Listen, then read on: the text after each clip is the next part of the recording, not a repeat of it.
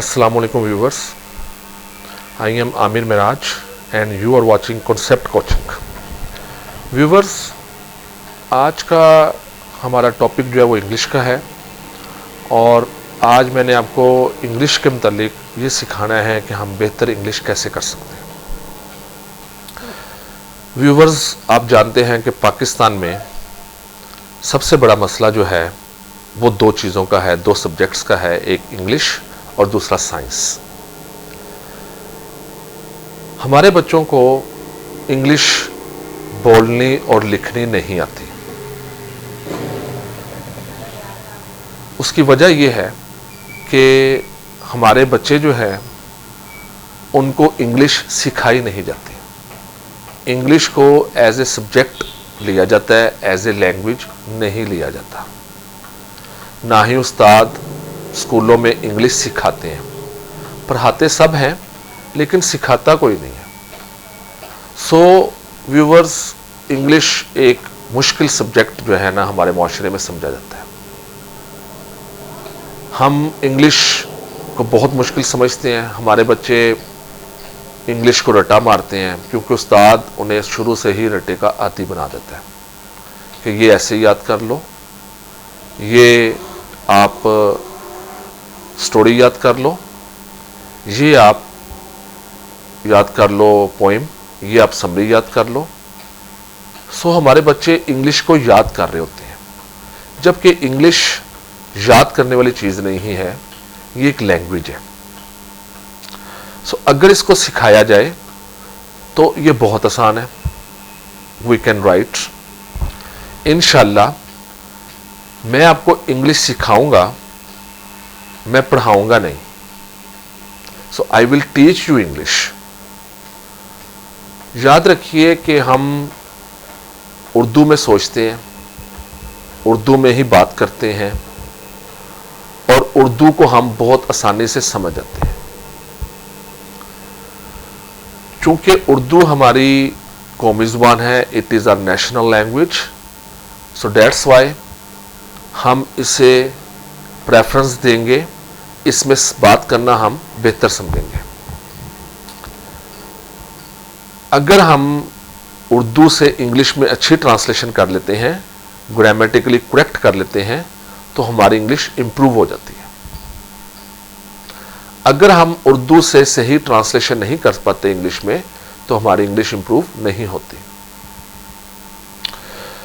हम ये समझते हैं कि हम बच्चे को इंग्लिश मीडियम स्कूल में दाखिल करवा देंगे तो वहां हमारा बच्चा अंग्रेज बन जाएगा, जबकि ऐसा नहीं होता। अक़वाम मुत्तहिदा में ये कहा गया कि बच्चे सबसे ज़्यादा अपनी नेशनल लैंग्वेज में सीखते हैं, कौमी ज़बान में सीखते हैं। यही वजह है कि हमारे बच्चे इंग्लिश में और मुख्तलिफ सब्जेक्ट्स में बहुत वीक होते हैं। चूंकि इंग्लिश उनकी ज़ुबान नहीं होती, लिहाजा वो इंग्लिश को रट्टा मारते हैं और उन्हें समझ नहीं होती। ना ही स्कूलों में उस्ताद इतने क्वालिफाइड होते हैं इंग्लिश मीडियम स्कूलों में कि वो अच्छी इंग्लिश, वो सही इंग्लिश बच्चों को सिखा सकें, वो ट्रांसलेशन कर सकें बच्चों को। मैंने बहुत सारे स्कूलों के बच्चों को टीच करता हूँ, तो मैंने देखा है कि उनको इंग्लिश की जस्ट रीडिंग करवाई जाती है, ट्रांसलेशन करवाई नहीं जाती, बताया नहीं जाता कि लिखा क्या हुआ है। ये तो ऐसे ही है जैसे किसी बच्चे को जापानी किताब दे दो, उसे कोई जापानी रीडिंग तो करेगा लेकिन ही डज नॉट नो कि इसमें लिखा क्या हुआ है। सो लैंग्वेज के तौर पर ट्रीट किया जाएगा। मुझे ये जानकर बड़ी खुशी हुई कि हमारे यहाँ जो एजुकेशन मिनिस्टर हैं वो ये अंडरस्टैंडिंग रखते हैं, मुराद राज साहब, he is the education minister, तो वो ये अंडरस्टैंडिंग रखते हैं कि इंग्लिश को एज ए लैंग्वेज लिया जाए, ना कि एज ए सब्जेक्ट लिया जाए।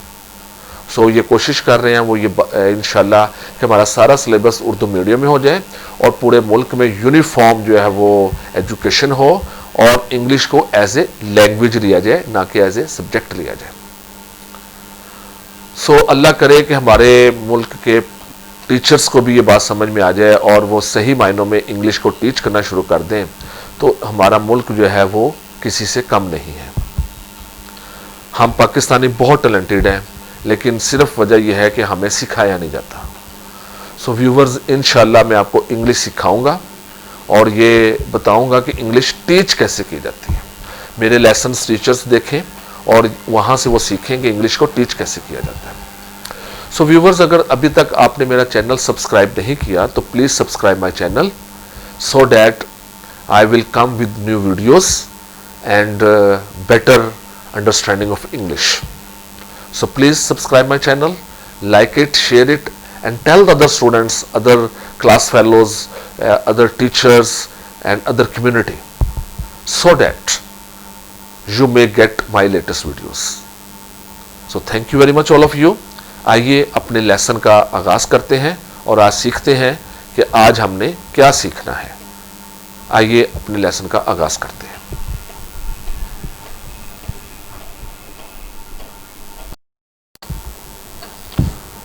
सो व्यूवर्स, हमारा आज का टॉपिक है कॉजेटिव वर्ब।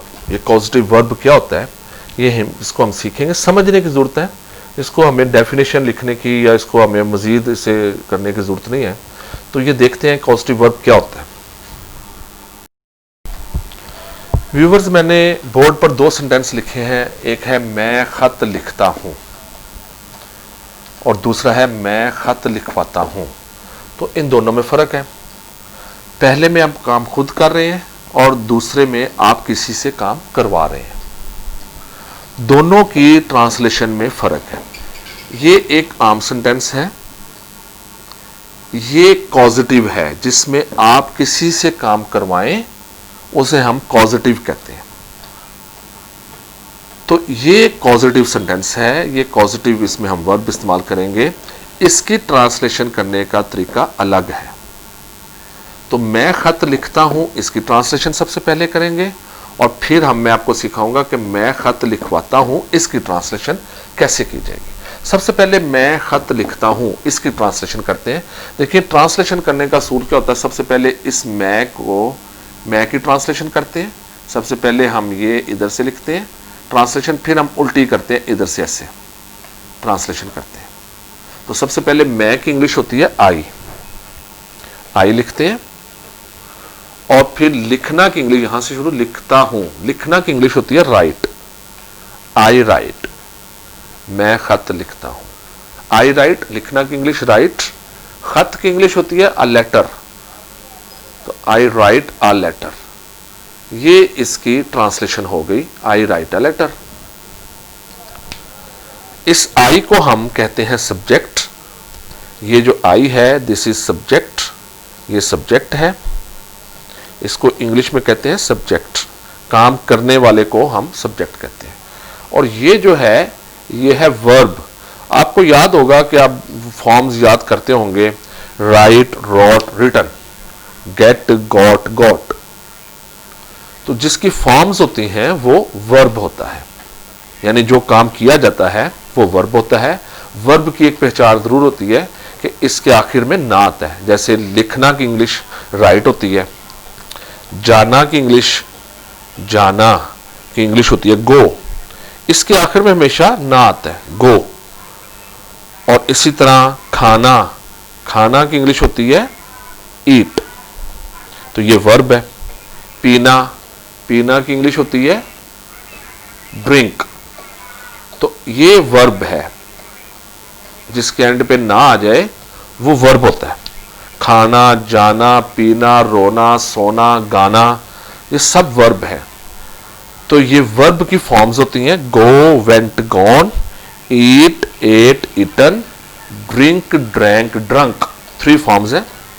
तो ये सब्जेक्ट के फौरन बाद इंग्लिश का रूल है, पहले हमेशा सब्जेक्ट आता है, फिर वर्ब आता है, और फिर जो काम उसने किया होता है, जो काम किया जाए वो ऑब्जेक्ट होता है। तो ये इसके बाद ऑब्जेक्ट आता है। सो हमेशा पहले सब्जेक्ट आएगा, फिर वर्ब आएगा, फिर ऑब्जेक्ट आएगा। तो व्यूवर्स, ये इंग्लिश का असूल है, पहले हमेशा सब्जेक्ट आता है, फिर वर्ब आता है, फिर ऑब्जेक्ट आता है। तो इस असूल के मुताबिक हमने इसकी ट्रांसलेशन कर ली। मैं खत लिखता हूं, इसकी इंग्लिश होगी आई राइट अ लेटर। सो अब हम चलते हैं कि मैं खत लिखवाता हूं, इसकी इंग्लिश कैसे करेंगे। जी तो व्यूवर्स, हमने मैं खत लिखवाता हूं कि इंग्लिश करनी है, तो अब इसकी इंग्लिश करने के 3 तरीके हैं, वो 1 बाय 1 मैं यहाँ पे लिखता हूँ। कि कौन कौन से तरीके हैं और कैसे ट्रांसलेशन होगी। तो असूल समझना, इसके 3 तरीके हैं ख़त लिखने के। जी व्यूवर्स, तो इसके ट्रांसलेशन करने के 3 तरीके हैं। मैं ख़त लिखवाता हूँ। इसका सबसे पहला तरीका जो है, मेथड नंबर 1 जो है वो ये है कि सबसे पहले आपने सब्जेक्ट लिखना है,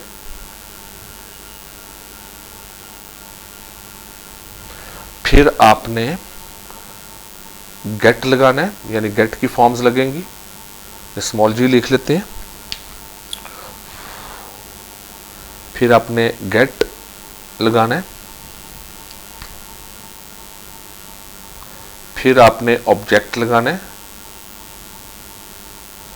फिर यहां पर आपने वर्ब की 3rd फॉर्म लगानी है। ये 3 का मतलब 3rd फॉर्म। तो पहले सब्जेक्ट लगाना है, फिर गेट लगाना है, फिर ऑब्जेक्ट लगाना है, फिर वर्ब की 3rd फॉर्म लगानी है। मसलन अब इसी को करते हैं हम इस तरीके के मुताबिक।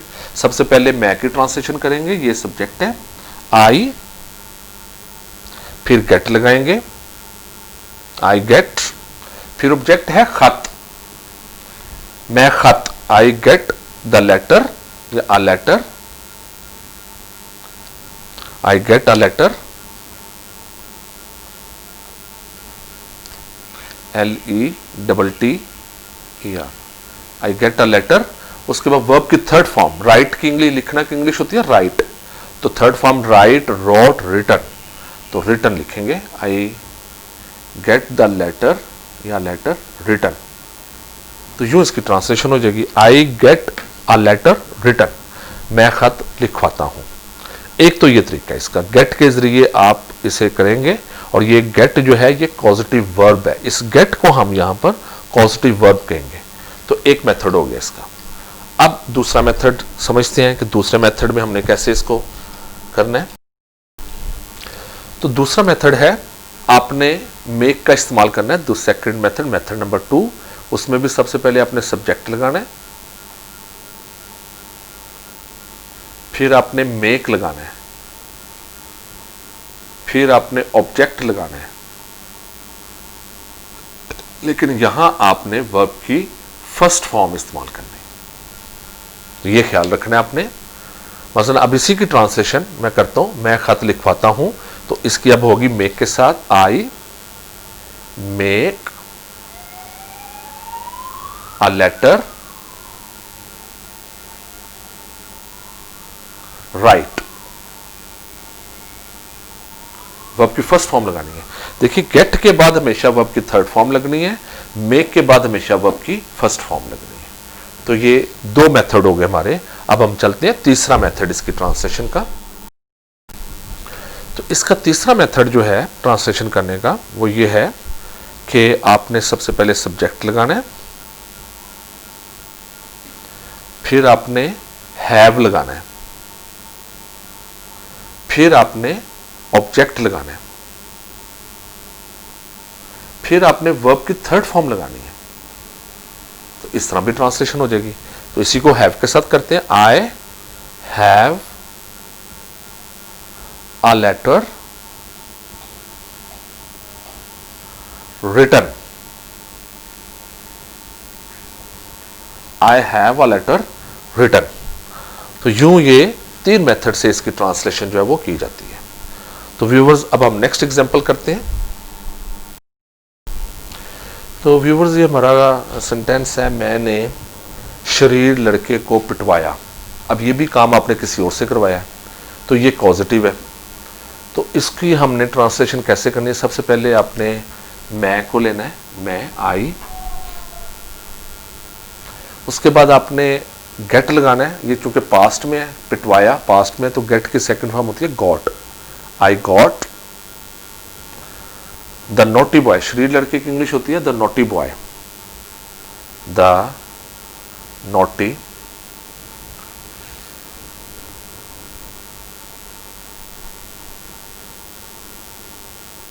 NAUGHTY, naughty boy punished. Punish की 3rd फॉर्म पनिश्ड। एक ये तरीका इसकी ट्रांसलेशन करना, आई got the naughty boy punished.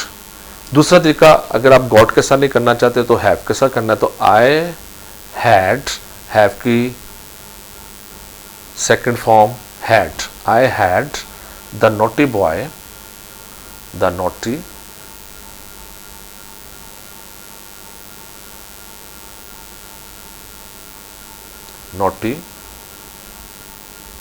Boy punished, you भी कर सकते हैं। दो मेथड हो गए। तीसरा, मेड के साथ आई मेड, क्योंकि ये पास्ट में है तो मेक की सेकंड फॉर्म है made, I made the naughty boy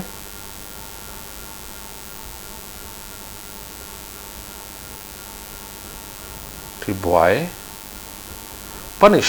फिर आपने यहां फर्स्ट फॉर्म लगानी है। जब आप मेक के साथ करेंगे तो आप यहां फर्स्ट फॉर्म लगाएंगे, अगर आप गेट के साथ करेंगे तो पनिश्ड थर्ड फॉर्म लगाएंगे, गॉट भी लगाएंगे तो यहाँ थर्ड फॉर्म ही आनी है, हैड भी लगाएंगे तो यहाँ थर्ड फॉर्म ही आनी है, और जब मेड लगाएंगे या मेक लगाएंगे तो यहाँ फर्स्ट फॉर्म आएगी। सो ये तीन मेथड है, कॉजेटिव वर्ब भी नहीं कहते हैं। ये गेट, हैड और मेक, ये गेट, हैव, मेक, इसकी second form got, had, made. तो अगर पास्ट में होगा तो आपने गॉट लगाना है, और अगर ये प्रेजेंट में होगा तो आपने गेट लगाना है। इसी तरह यहाँ पास्ट प्रेजेंट में होगा तो हैव लगाना है, पास्ट में होगा तो हैड लगाना है, और अगर प्रेजेंट में होगा तो मेक लगाना है, पास्ट में होगा तो मेड लगाना है। तो यूं आप इसकी ट्रांसलेशन करेंगे। अब एक सेंटेंस और करते हैं हम। जी व्यूअर्स, नेक्स्ट सेंटेंस है मैंने खाना पकवाया। अब इसकी ट्रांसलेशन करनी है, तो इसकी ट्रांसलेशन के भी तीन मेथड होंगे। सबसे पहले मैंने, आई, मैक इंग्लिश आई, यहां मैक इंग्लिश करेंगे आई, उसके बाद आपने गॉट लगाना है, आई गॉट। खाने की इंग्लिश होती है food, I got the food, I got the food. पकवाना की इंग्लिश होती है, पकाना की cook, I got the food cooked. एक मेथड ये हो गया, I got the food cooked, this is the first method. Second आपने हैड के साथ करना, I had the food cooked.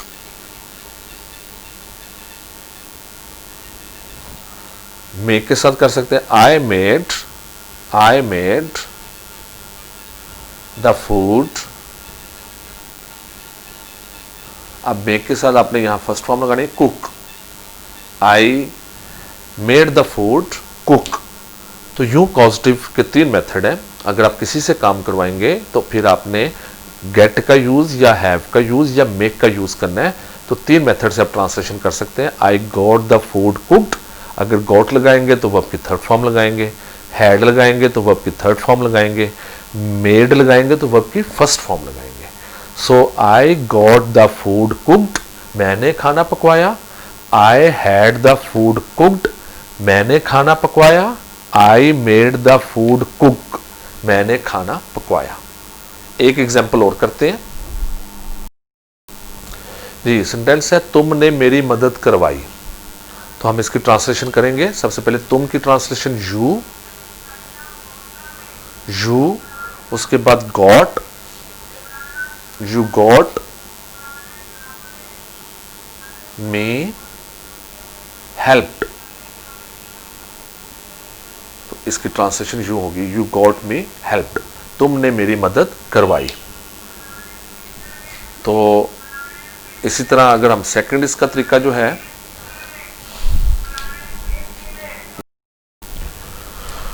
You got me helped, second है तुमने मेरी मदद करवाई, you had me helped. Third है यू, अब मेड के साथ करेंगे, यू मेड मी हेल्प। जब आप मेक के साथ करेंगे तो यहां वर्ब की फर्स्ट फॉर्म लगाएंगे। सो तुमने मेरी मदद करवाई, you got me helped, you had me helped, you made me help, तो यूं आप ट्रांसलेशन करते हैं, इनको हम कॉजेटिव वर्ब कहते हैं। इसमें हम काम किसी से करवाते हैं। तो व्यूवर्स, अगर आपको मेरी वीडियो पसंद आई है तो प्लीज़ इसे सब्सक्राइब करें, लाइक करें और शेयर करें, ताकि मैं आपके साथ इंशाल्लाह नए नए वीडियोस लेकर आऊँ। तो मेरी दरख्वास्त आपसे यह है कि प्लीज़ इंग्लिश को रट्टा मत मारें, इंग्लिश को समझ के करें, और इंशाल्लाह मैं जो आपको इंग्लिश समझाऊंगा तो आपको समझ भी आएगी और आपकी इंग्लिश भी इम्प्रूव हो जाएगी। सो व्यूवर्स, बहुत शुक्रिया। इंशाल्लाह नई वीडियो के साथ मिलते हैं। तब तक के लिए अल्लाह हाफिज़। पाकिस्तान जिंदाबाद।